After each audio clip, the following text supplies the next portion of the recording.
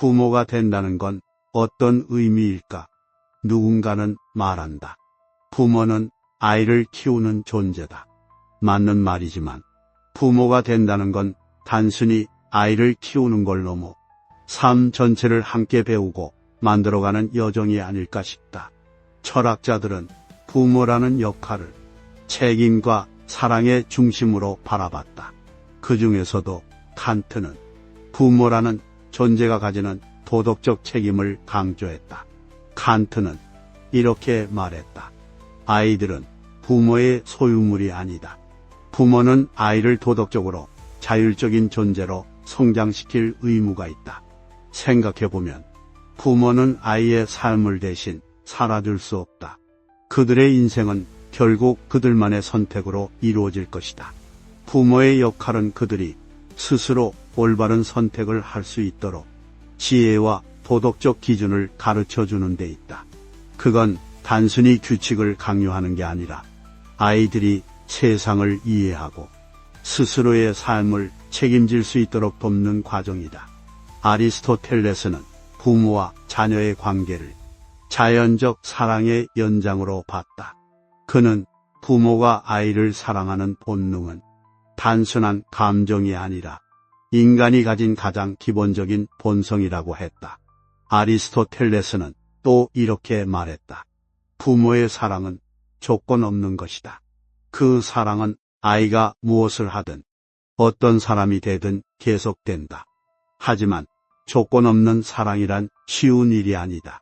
부모가 된다는 건 때로는 아이를 믿고 기다려주는 인내를 요구한다. 아이의 실패를 지켜보는 아픔 속에서도 그들을 스스로 성장할 기회를 주는 것. 그것이 진정한 부모의 사랑이다. 동양 철학에서도 부모라는 역할은 깊은 의미를 가진다. 공자는 부모를 단순히 자녀를 키우는 존재로 보지 않았다. 그는 부모를 가르침의 첫 번째 스승이라고 말했다. 가정은 작은 나라와 같다. 부모는 자녀에게 세상의 원리를 처음 가르치는 스승이다. 부모의 행동과 말은 아이들에게 세상이 어떻게 작동하는지, 삶에서 무엇이 중요한지를 보여준다. 공자는 특히 효를 강조했는데, 효는 단순히 부모를 공경하는 것을 넘어 가족 간의 사랑과 책임이 사회를 지탱하는 기본이라고 보았다. 부모가 된다는 건 또한 끊임없는 배움의 과정이기도 하다. 아이를 가르치는 동시에 아이를 통해 배우게 되는 것들이 있다. 존 로크는 부모와 자녀의 관계를 상호적인 배움으로 봤다. 아이들은 빈 서판처럼 태어나지만 그들이 자라는 과정에서 부모도 함께 새겨진다. 즉, 부모는 아이를 가르치지만 아이를 통해 세상을 다시 배우고 더 나은 사람이 되기도 한다는 것이다. 하지만 부모가 된다는 건 항상 아름답고 따뜻한 일만은 아니다. 그건 때로는 희생을 요구하고 자신의 한계를 마주하게 한다. 아이의 미래를 위해 자신의 꿈을 포기해야 할 때도 있고 스스로의 부족함을 느껴야 할 때도 있다. 하지만 니체는 이런 희생 속에서 삶의 깊은 의미를 발견할 수 있다고 말했다. 부모가 된다는 건 삶의 무게를 짊어지면서도 그 속에서 사랑을 발견하는 과정이다. 부모로서의 희생은 단순히 무거운 책임감이 아니라 삶의 본질적인 사랑과 연결된다는 것이다. 그렇다면 부모로서 우리가 아이들에게 줄 수 있는 가장 큰 가르침은 무엇일까? 첫째는 자율성이다. 아이들이 스스로 생각하고 선택할 수 있도록 돕는 것. 그 과정에서 실수할 자유도 허락하는 것. 그 자유 속에서 아이들은 진정한 성장을 경험한다. 둘째는 조건 없는 사랑이다. 아이가 성공하든 실패하든 그 존재 자체로 소중하다는 걸 느끼게 해주는 사랑. 그 사랑이 아이들에게 세상을 살아갈 용기를 준다. 셋째는 삶의 본보기다.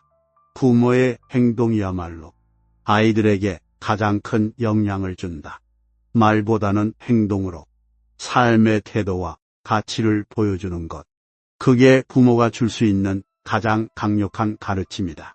결국 부모가 된다는 건 완벽한 존재가 되는 게 아니다. 부족함 속에서도 사랑을 전하고 실수 속에서도 함께 배우며 아이와 함께 성장하는 과정이다. 그러니 부모라는 역할에 너무 큰 부담을 느끼기보다는 그 여정을 함께 걸으며 사랑과 지혜를 나누는 기회로 삼아보자. 부모가 된다는 건 아이와 함께 새로운 삶을 만들어가는 가장 소중한 여정이니까.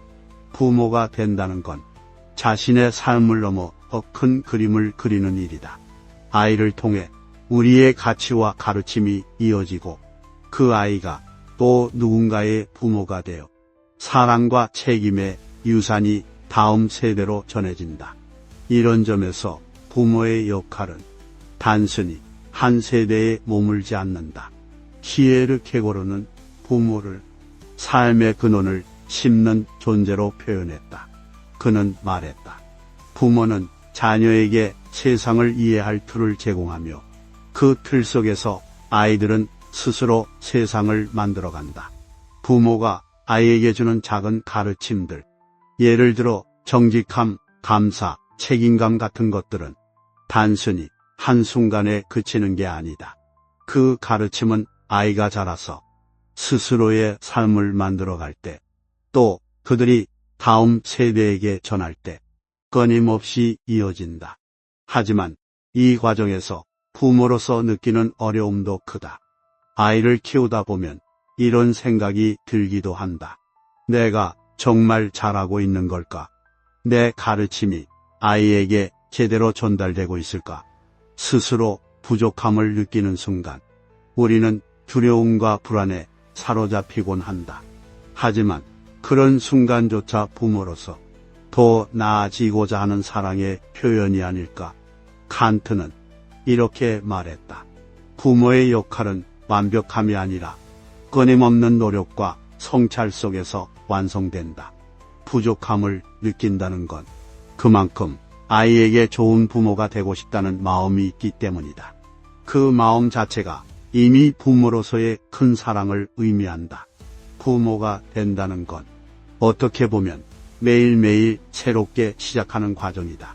아이의 성장 속도에 따라 부모의 역할도 함께 변한다.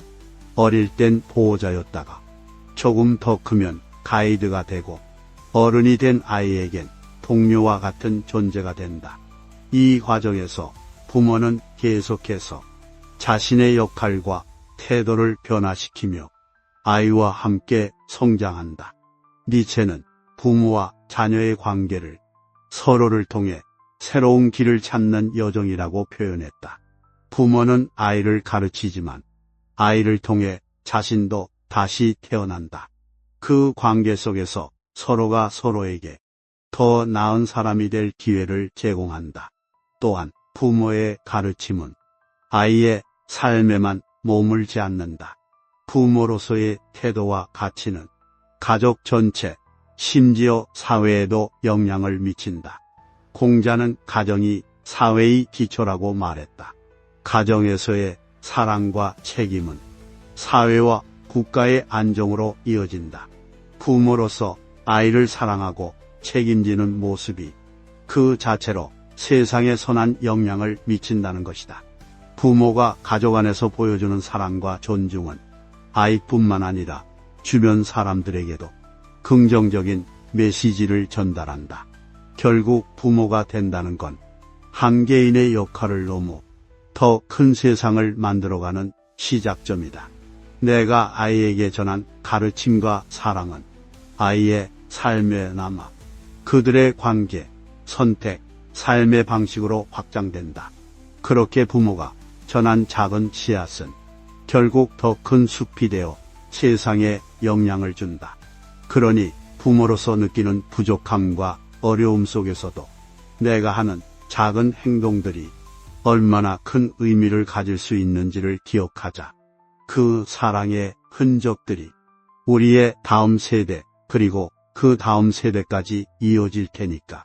마지막으로 부모가 된다는 건 단지 아이를 키우는 게 아니라 스스로를 다시 돌아보고 성장하는 과정이기도 하다.